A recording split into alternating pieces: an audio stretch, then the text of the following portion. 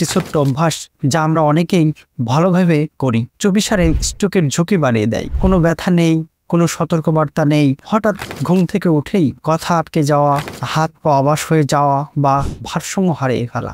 আর সবচেয়ে আশ্চর্যের বিষয়, এর জন্য ধূমপান, খারাপ অভ্যাস বা অলস জীবন নয়, দোষী হতে পারে আপনার প্রতিদিনের খাওয়া ভিটামিন।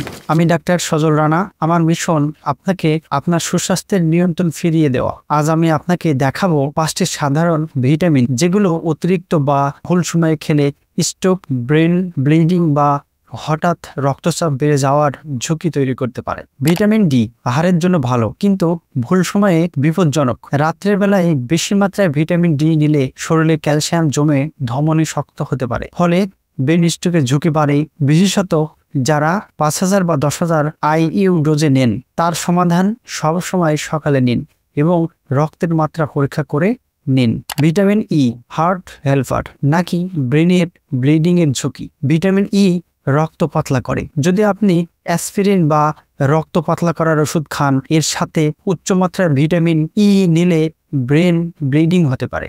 দোকানের ক্যাপসুলে থাকে 400 থেকে 80 IU, অথচ দরকার মাত্র 22 IU। ভিটামিন B6 নার্ভের সাপোর্ট নাকি নার্ভের ড্যামেজ। অতিরিক্ত B6 খেলে হাত পা ঝিনঝিনি, অবসভাব, ভারসাম্যহীনতা দেখা দেয়। অনেকে ভাবেন এটি বার্ধক্যজনিত সমস্যা, আসলে এটি টক্সিসিটি। প্রতিদিন 2 থেকে 10 মিলিগ্রাম যথেষ্ট, কিন্তু অনেক সাপ্লিমেন্টে থাকে 50 থেকে 200 মিলিগ্রাম। ভিটামিন এ অতিরিক্ত মাথার ভিতরে চাপ তৈরি করে। এটি শরীরে জমে থাকে।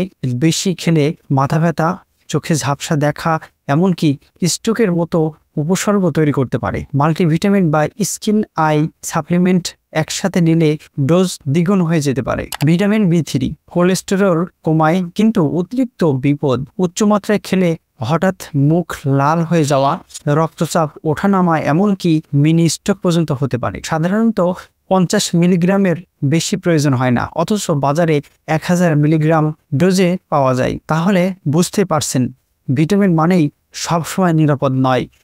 এগুলো ওষুধের মতোই শক্তিশালী এবং ভুলভাবে ব্যবহার করলে মারাত্মক ক্ষতি হতে পারে। ভিটামিন খাওয়ার আগে রক্তের পরীক্ষা ও ডাক্তারের পরামর্শ নিন। প্রয়োজনের অতিরিক্ত কোনো কিছুই খাবেন না। যতটা সম্ভব খাবার থেকেই পুষ্টি নিন। শাকসবজি, মাছ, বাদাম, ফল আর পূর্ণ শস্য খাবার। এখন আমি আপনাকে জিজ্ঞাসা করতে চাই, আপনি কি কখনো ভেবেছেন আপনার ভিটামিনই হয়তো আপনাকে ঝুঁকিতে ফেলছে? ভিডিওটি যদি আপনার উপকারে আসে, লাইক ও শেয়ার করুন, যাতে অন্যরাও সতর্ক হতে পারে। আর স্বাস্থ্য সচেতনতার জন্য সাবস্ক্রাইব করুন আমাদের এই চ্যানেল। ধন্যবাদ। আপনার সচেতনতাই আপনার সবচেয়ে বড় ঔষধ।